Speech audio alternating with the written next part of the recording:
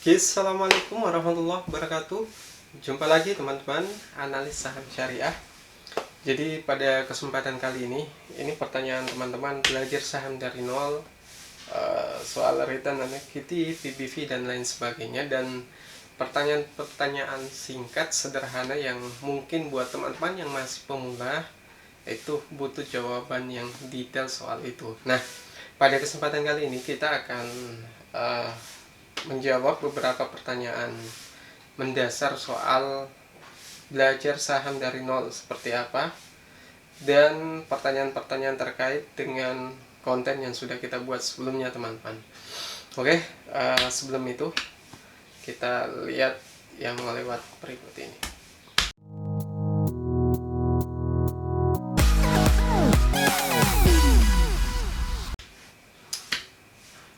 Oke, buat teman-teman, ini kita akan mulai menjawab satu persatu soal belajar saham dari nol. Nah, yang pertama adalah cara membeli saham atau tempat beli saham di mana. Nah, buat teman-teman yang pemula, kalau mau beli saham maka harus melalui perusahaan sekuritas dulu. Jadi teman-teman harus cari perusahaan sekuritasnya dulu, bisa lewat IDX. Jadi nanti akan saya perlihatkan seperti apa langkahnya untuk memilih perusahaan sekuritas yang ada. Terus kalau buat teman-teman yang muslim dan mau yang syariah, maka pilih perusahaan sekuritas yang menyediakan akun syariah. Nah, contohnya misalnya Mandiri Sekuritas atau BNI Sekuritas, atau bisa juga menggunakan, kalau tidak salah itu IPOT juga, atau Indo Premier. Teman-teman tinggal cari di Google Indo Premier untuk yang swasta, atau yang negeri atau plat merah itu Mandiri Sekuritas, BNI Sekuritas.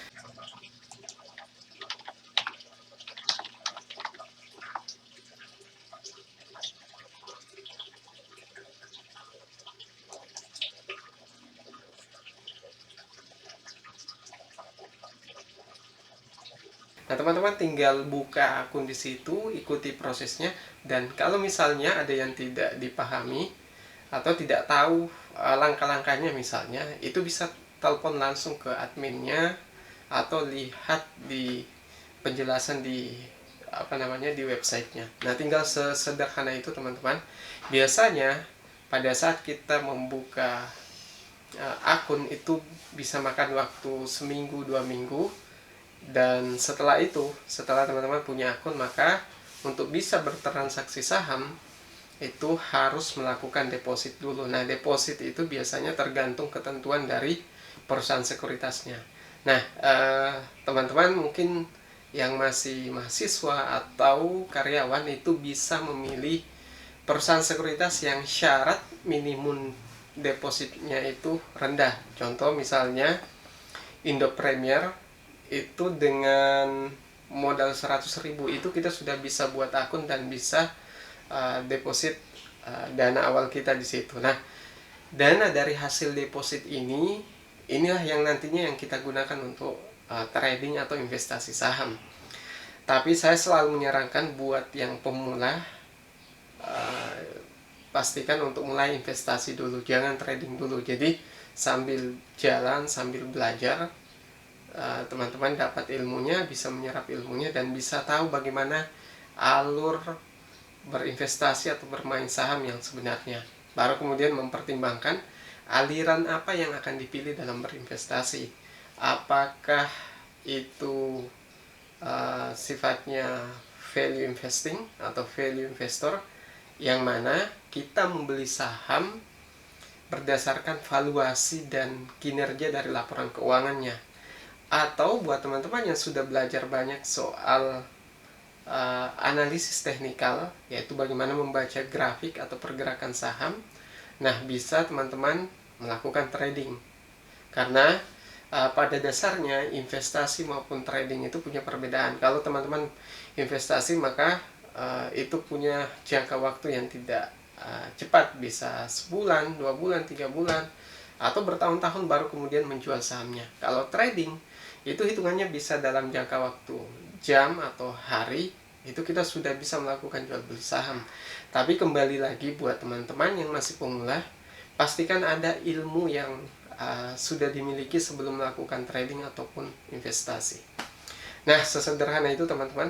Jadi pertanyaan soal bagaimana cara membeli saham, maka jawabannya adalah pastikan teman-teman terdaftar di perusahaan sekuritas.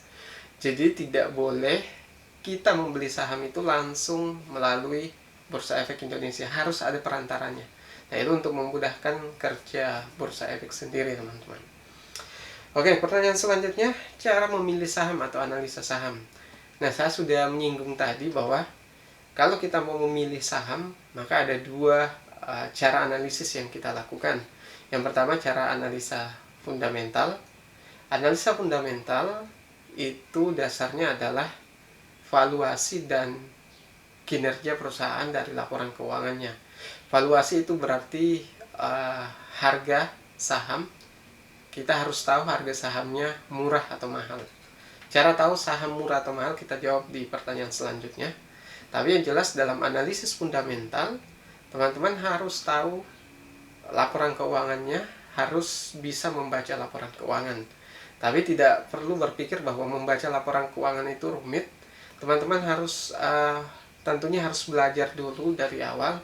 Belajar apa itu valuasi, apa itu rasio, bagaimana membaca neraca dan lain sebagainya. Tapi kalau teman-teman mau menyempatkan waktu, maka sebenarnya kurang dari sebulan itu sudah bisa paham, sudah bisa punya pemahaman dasar soal cara menganalisa laporan keuangan.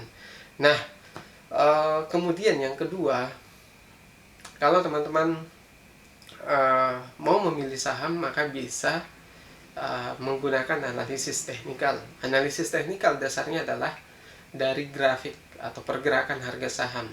Tapi saya pribadi menggunakan cara yang pertama. Adapun yang cara kedua itu hanya untuk menentukan timing beli saja, waktu beli saham yang tepat. Sedangkan analisis fundamental adalah kita gunakan untuk memilih saham yang tepat, apakah itu saham murah, kinerjanya baik, ataukah perusahaannya aman, utangnya aman, dan lain sebagainya. Jadi ada beberapa rasio yang sering digunakan, yaitu rasio profitabilitas, rasio efektivitas, kemudian rasio valuasi, kemudian rasio dan lain sebagainya. Jadi ada kurang lebih kalau tidak salah dari kalkulator saham Excel yang sudah saya buat teman-teman, itu ada kurang lebih 35 rasio keuangan.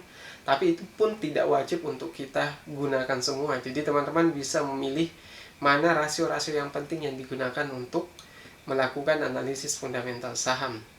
Nah, itu yang bisa saya jawab buat teman-teman yang bertanya cara memilih saham atau analisa saham. Jadi ada dua, analisa fundamental dan analisa teknikal. Analisa fundamental dasarnya adalah laporan keuangan dan valuasi saham itu sendiri. Dan analisa teknikal adalah dari grafik atau pergerakan harga saham. Jadi ada banyak indikator yang bisa digunakan, misalnya moving average dan lain sebagainya. Jadi teman-teman tinggal belajar itu, menentukan itu. Tapi terkadang ada yang salah paham bahwa investasi saham itu harus duduk diam di depan komputer. Nah, buat teman-teman yang berpikiran seperti itu sebenarnya cara investasi saham dengan dasar analisanya adalah analisa teknikal.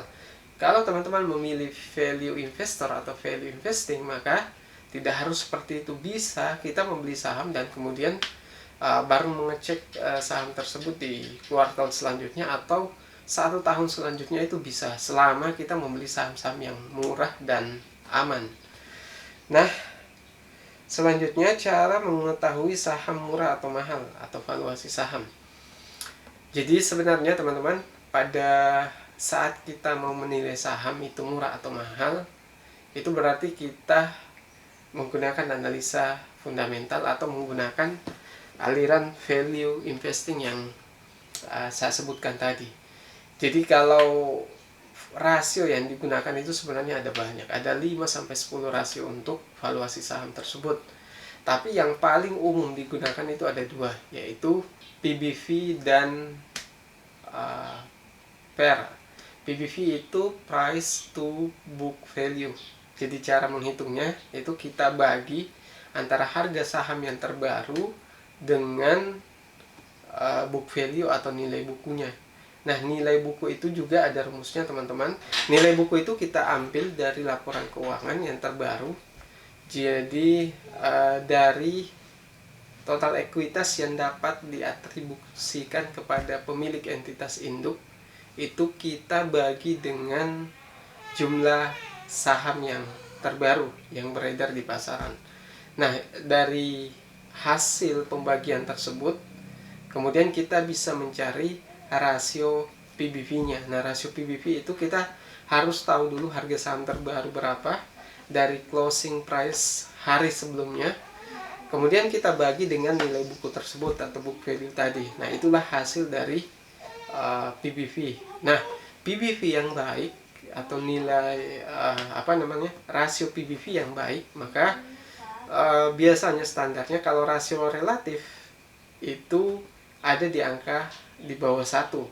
Jadi saham murah itu kalau PBV-nya di bawah 1. Misalnya harga saham 2000, nilai bukunya atau book value-nya 2000, maka PBV-nya 1 kali.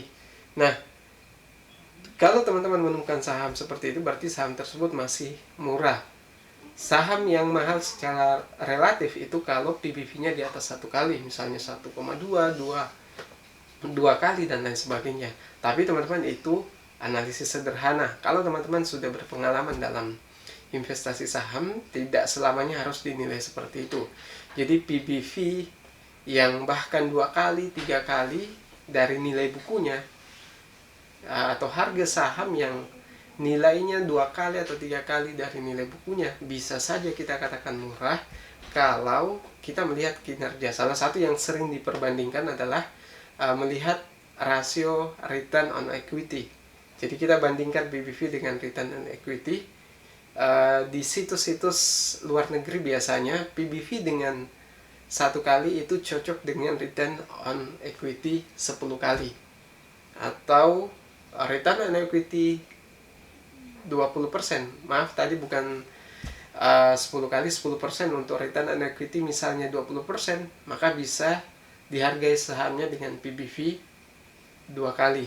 Nah, kurang lebih seperti itu. Tapi itu juga masih tanda tanya, teman-teman. Jadi bukan analisis yang final, karena ada banyak faktor atau pertimbangan yang kita lihat. Misalnya indeks harga saham gabungan, kemudian prospek bisnis perusahaan, dan nilai abstrak dari perusahaan tersebut atau yang sering kita sebut dengan goodwill dan lain sebagainya. Jadi untuk ilmu-ilmu seperti ini teman-teman bisa belajar di blog belajarsaham.analis.co.id. Jadi teman-teman bisa mengunjungi itu, bisa ikut kelasnya untuk mengetahui cara perhitungan rasio-rasio seperti itu. Atau yang mau langsung belajar mandiri bisa menggunakan kalkulator saham Excel untuk menghitung valuasi saham tersebut, teman-teman. Oke, pertanyaan selanjutnya. Kita belum menjawab soal cara menilai saham murah atau mahal dari PER atau Price to Earning Ratio. Jadi PER atau Price to Earning Ratio itu kita membandingkan antara harga saham dengan earning per share atau laba per saham. Earning per share juga ada rumusnya, teman-teman. Jadi laba bersih yang setahun penuh atau yang disetahunkan itu kita bagi dengan jumlah saham yang beredar. Nah, hasilnya itu adalah nilai earning per share-nya, jatuh harga atau pendapatan per sahamnya. Nah, untuk mendapatkan rasio PER atau Price to Earning Ratio, maka kita bagi dari hasil tadi. Jadi harga saham kita bagi dengan earning per share atau laba per saham. Nah, itulah hasil Price to Earning Ratio. Nah, rasio Price to Earning Ratio yang baik, yang bagus itu teman-teman kalau bisa menemukan di antara angka 10 sampai 15 kali itu sudah lumayan murah, teman-teman. Kalau misalnya sampai di atas 20 atau 15 kali ke atas, maka teman-teman harus mempertimbangkan banyak hal, termasuk kondisi pasar saat ini seperti apa, kemudian laba bersihnya seperti apa, rasio return on equity-nya seperti apa. Jadi teman-teman pada tahap ini sudah harus mulai belajar secara bertahap soal valuasi saham, kemudian cara menilai saham yang kinerjanya baik atau tidak. Maka teman-teman sekali lagi kalau mau ikut kelasnya, ikut di belajarsaham.analis.co.id. Nah, kemudian selanjutnya teman-teman, cara mengetahui saham bagus atau tidak. Jadi sebenarnya saham bagus atau tidak, salah satu yang kita nilai adalah kinerja. Jadi kinerja tersebut itu bisa kita tahu dari laba bersih. Tapi kalau kita mau mengetahui laba bersihnya itu baik atau tidak, maka salah satu rasio yang sering digunakan adalah return on equity. Jadi banyak teman-teman yang bertanya soal belajar saham dari nol, ROE atau return on equity. Cara menghitungnya sederhana, returnnya berapa, kemudian teman-teman lihat ekuitasnya berapa. Jadi biasanya kalau teman-teman membaca laporan keuangan di kuartal 1, kuartal 2, maka biasanya harus disetahunkan dulu. Tapi kalau kita baca dari laporan keuangan tahunan, maka kita langsung menghitung berapa laba bersihnya, kita bagi dengan ekuitasnya. Jadi ekuitas yang kita ambil adalah ekuitas yang dapat diatribusikan kepada pemilik entitas induk, dalam hal ini adalah para pemilik saham tersebut. Jadi teman-teman, hasil dari perhitungan tersebut itu bisa kita nilai saham tersebut kinerjanya baik atau tidak. Nah, biasanya rasio ini akan dikatakan baik kalau misalnya bisa sampai lebih dari 10%, atau yang paling standar itu bisa sampai 15% ke atas.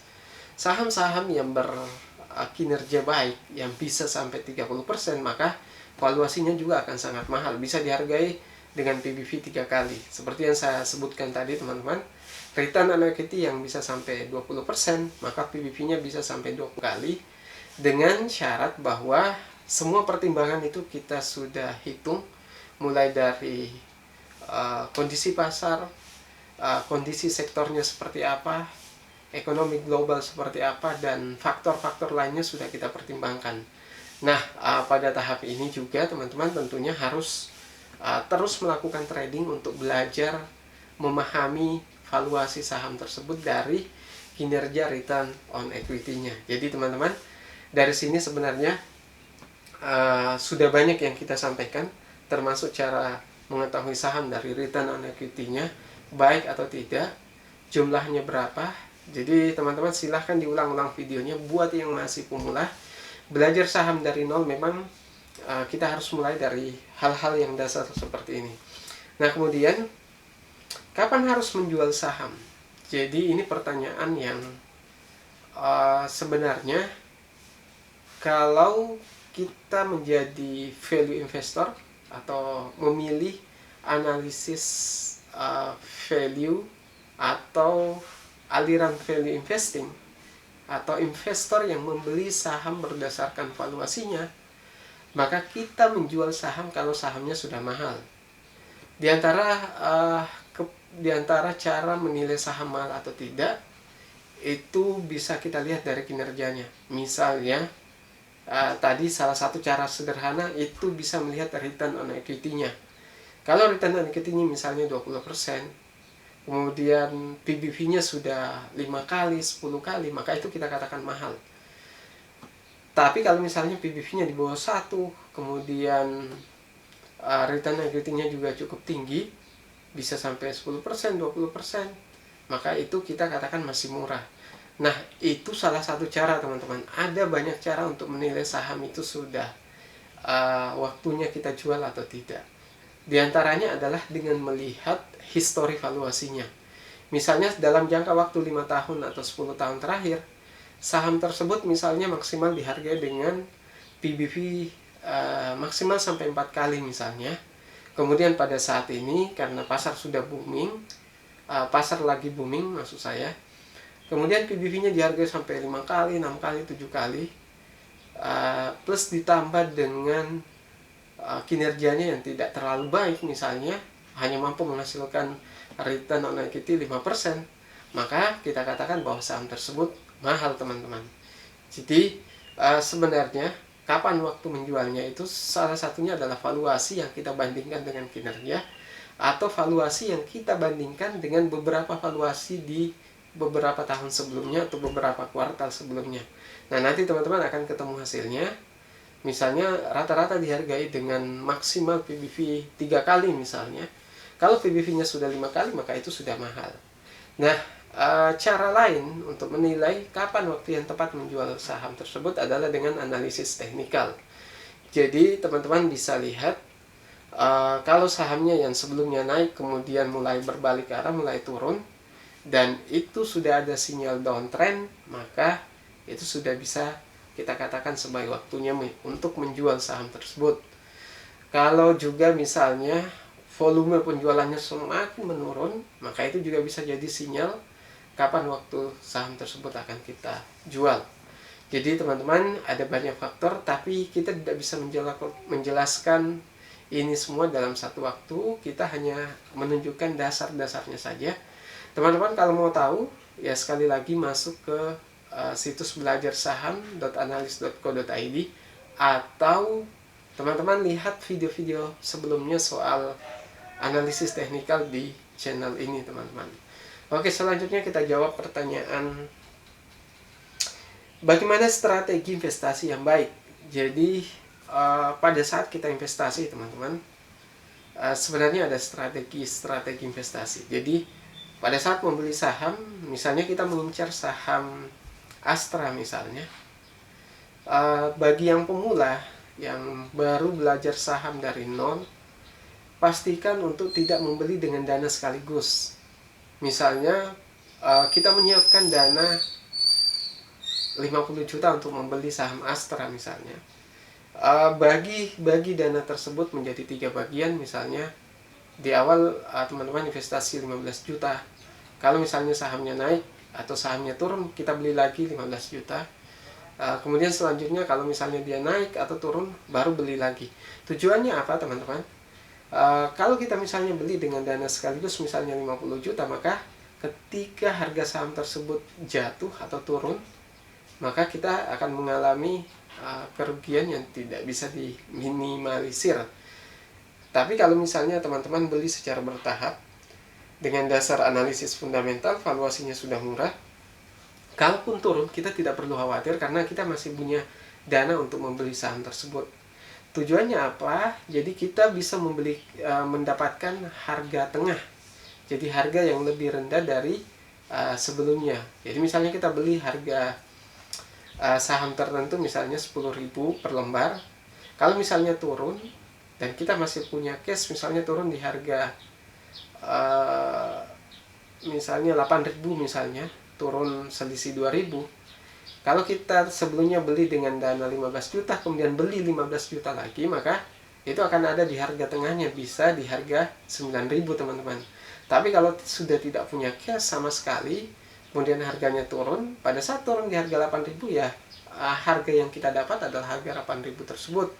Dan kalaupun mau menunggu sahamnya naik, itu kita butuh waktu yang lama kalau tidak ada dana cadangan untuk melakukan istilahnya average down atau membeli secara bertahap tersebut pada saat harga lagi turun atau sedang naik. Nah, kemudian strategi selanjutnya yang kedua adalah pada saat kita investasi saham, maka pastikan jangan membeli satu saham saja dalam satu portofolio. Jadi pastikan teman-teman membagi saham tersebut di beberapa sektor, misalnya beli saham konsumer, saham saham komoditas, saham properti, dan lain sebagainya. Jadi kita lihat dulu trennya, sektor-sektor apa yang lagi naik, kemudian kita bagi investasi kita di beberapa saham tersebut. Kalau teman-teman cuma beli saham, misalnya saham tersebut turun sampai 50%, maka teman-teman akan rugi 50%.